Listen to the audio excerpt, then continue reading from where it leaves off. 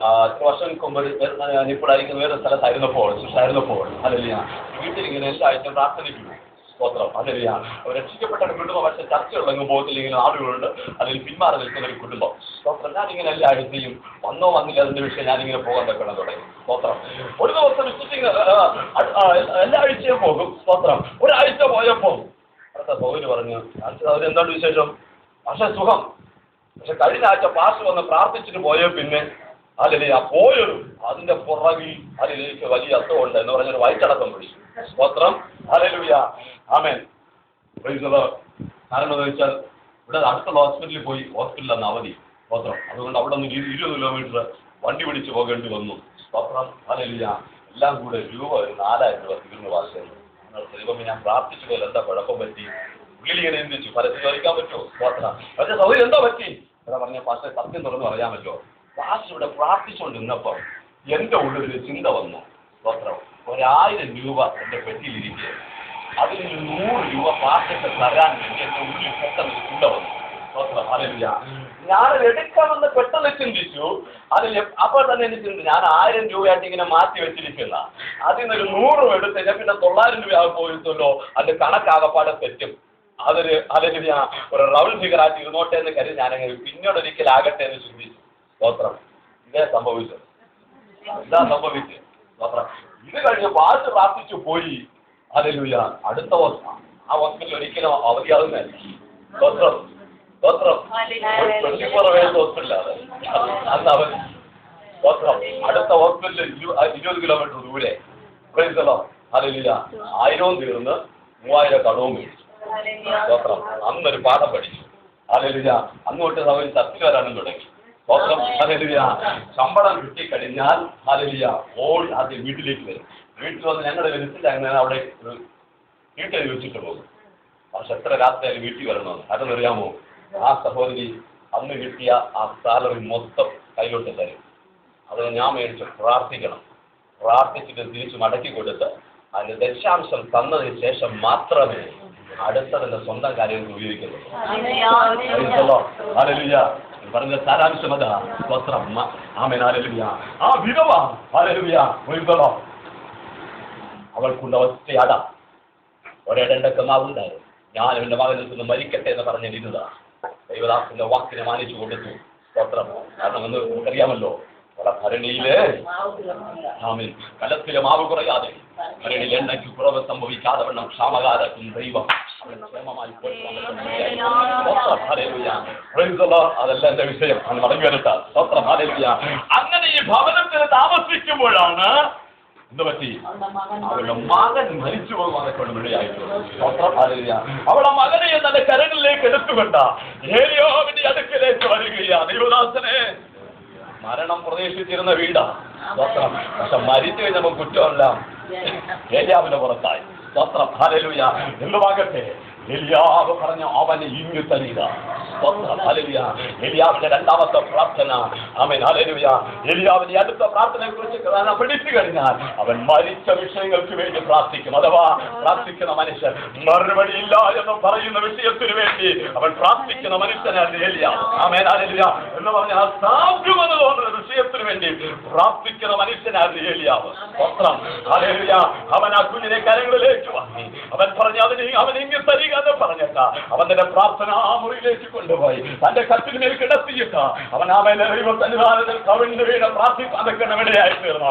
സ്തോത്രമാരിൽ ഇവിടെ തിരുവനന്തപുരം ഇങ്ങനെ വായിക്കുന്നു, കുട്ടിയുടെ പ്രാണൻ അവനിലേക്ക് മടങ്ങി വരുവാനൊക്കെ ഇടയായി തീർന്നു. അസാധ്യമെന്ന് തോന്നുന്ന, മറുപടി ഇല്ലെന്ന് തോന്നുന്നായ, ഇതിനൊരു പരിഹാരമില്ലെന്ന് തോന്നുന്നായ, ഇതിനൊരു വിടുതലില്ലെന്ന് തോന്നുന്നായ വിഷയത്തിന് വേണ്ടി പ്രാർത്ഥിപ്പാനൊക്കെ തയ്യാറാണോ?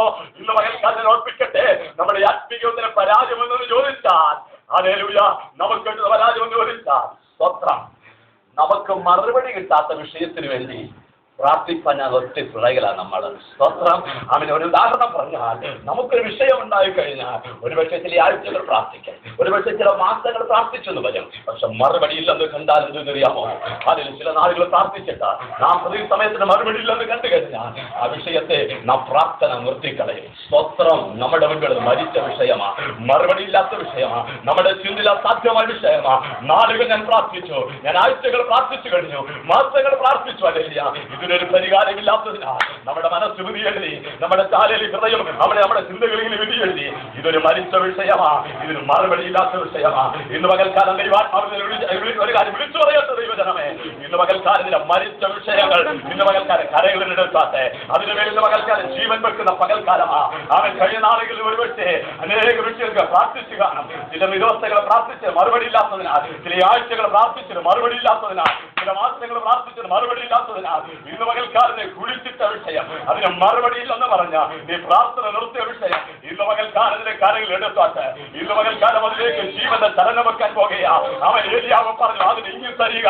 അവൻ അഭിഷേകത്തിന് കവിണ്ടുവിടെ പ്രാർത്ഥിപ്പാൻ വിടയായിട്ട് അവനെ പ്രാർത്ഥിച്ചപ്പോൾ തന്നെ കുട്ടിയുടെ പ്രാണൻ അവലേക്ക് മടങ്ങി വരുവാനൊക്കെയാണ് വിടയാ.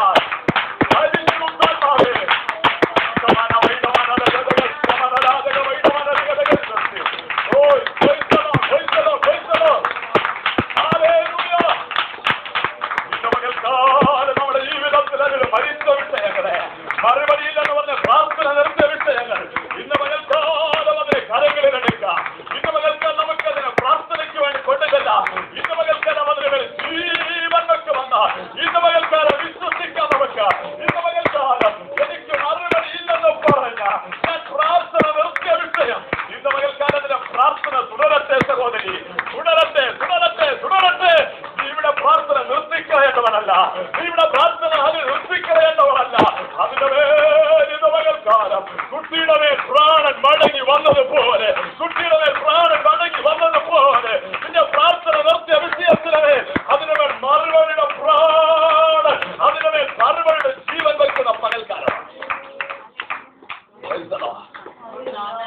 ഈ പകലിൽ ഒരു നിമിഷം അലേലുയ നമ്മുടെ ഹൃദയമൊക്കെ ഏകകരമാക്കാം.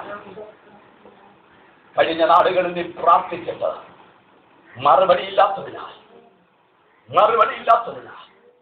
ഇത് അസാധ്യമെന്ന് പറഞ്ഞ, ഇത് മരിച്ച വിഷയമെന്ന് പറഞ്ഞ, ഇതിനൊരു വിടുതലില്ലെന്ന് പറഞ്ഞ് നിർത്തിയ പ്രാർത്ഥനാ വിഷയത്തെ ഇന്ന് പകൽക്കാലം ഈ സമയം ദൈവത്തിന്റെ ആത്മാവ് നിങ്ങൾ ഓർപ്പിച്ചാൽ അത് ഇന്ന് പകൽക്കാലം എടുത്താട്ടെ. ഇന്ന് പകൽക്കാലം അതിന് നയവിറക്കിയാട്ട. സ്വത്രം സഹോദരി, അത് മരിച്ചിട്ടില്ല. സഹോദരി, അത് മരിച്ചിട്ടില്ല. അതിനുമേൽ ജീവന്റെ ചലനം ഇന്ന് പകൽക്കാലം വെക്കാൻ പോകുക. കുട്ടിയുടെ പ്രാണൻ അതിലേക്ക് മടങ്ങി വന്നതുപോലെ അതിനുമേൽ ആരെങ്കിലും മറുപടിയുടെ പ്രാണൻ ഇന്ന് പകൽക്കാലം മടങ്ങി വരുമെന്നൊക്കെ പോകുക.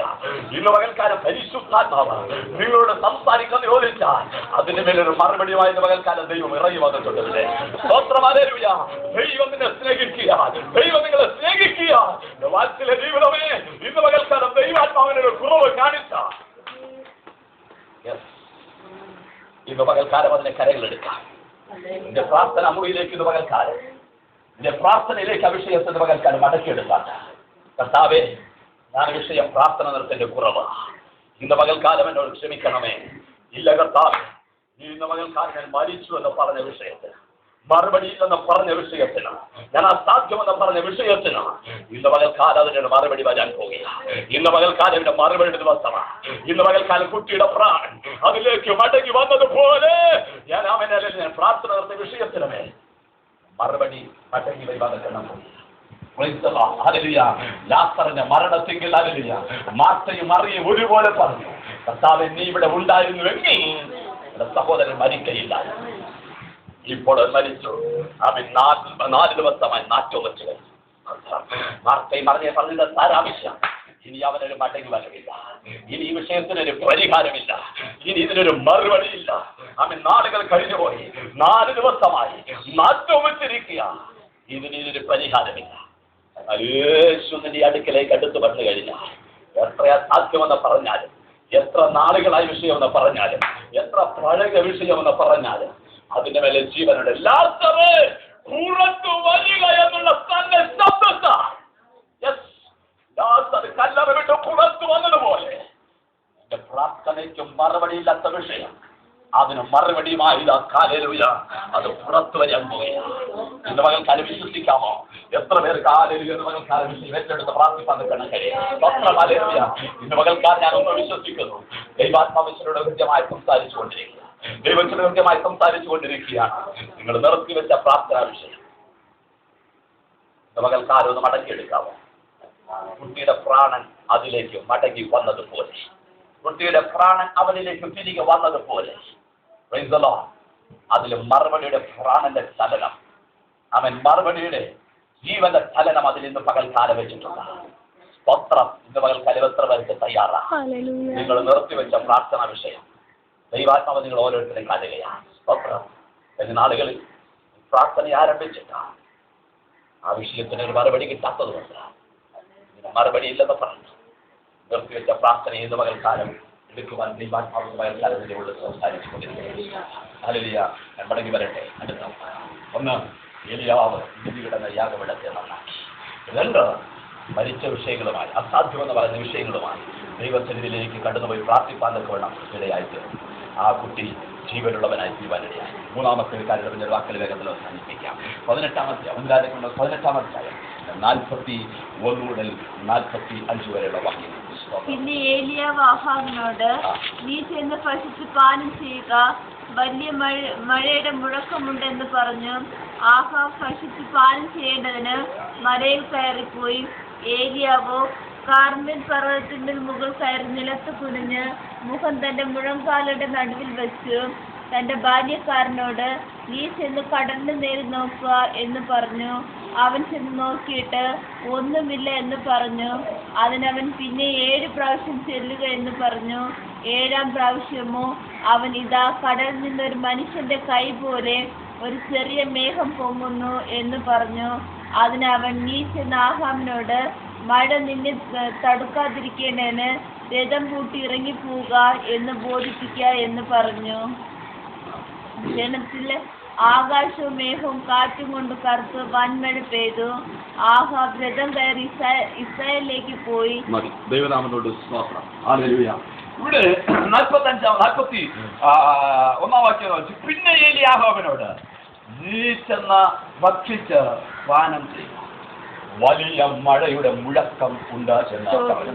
വലിയ മഴയുടെ മുഴക്കം ഉണ്ട് എന്ന് പറഞ്ഞു. അടുത്ത ഏലിയാവിന്റെ പ്രാർത്ഥന, സ്തോത്രം, ഹല്ലേലൂയ, വെളിപ്പാട് പ്രാപിച്ച അല്ലെങ്കിൽ ദർശനം പ്രാപിച്ച് പ്രാർത്ഥിക്കുന്ന മനുഷ്യനായിരുന്നു ഏലിയാവ്. സ്തോത്രം, ഹല്ലേലൂയ. നാം തിരുവചനത്തിൽ യാക്കോബിനെ വായിച്ചതുപോലെ കഴിഞ്ഞ 3.5 വർഷക്കാലമായി ദേശത്ത് മഴയില്ലാതിരിക്കുന്ന കാലഘട്ടത്തിൽ ഏലിയാവ് വിളിച്ചു പറയുക ചെയ്യുന്നത്, വലിയ മഴയുടെ മുഴക്കം ഉണ്ട്. സ്തോത്രം, ഹല്ലേലൂയ. ഏലിയാവ് ഈ സന്ദേശം വിളിച്ചു പറയുമ്പോൾ മഴയുടെ യാതൊരു സാധ്യതകളുമില്ല. സ്തോത്രം, ഹല്ലേലൂയ. മഴയുടെ ഒരു കാർമേഘവും കാൺമതക്കോടെ ഒന്നുമില്ല. സ്തോത്രം. തന്റെ ദൃഷ്ടിയിൽ കാൺമതക്കോടെ ഒന്നുമില്ലാതിരിക്കുന്ന സമയത്ത് ഏലിയാവ് സമയത്തിനുള്ളിൽ നിന്ന് വിശ്വാസത്തോടുകൂടി ദർശനത്തോടുകൂടി വെളിപ്പാട് പ്രാപിച്ചുകൊണ്ട് ഏലിയാവ് വിളിച്ചു പറയുക, വലിയ മഴയുടെ മുഴക്കമുണ്ട്. ഒരു മഴ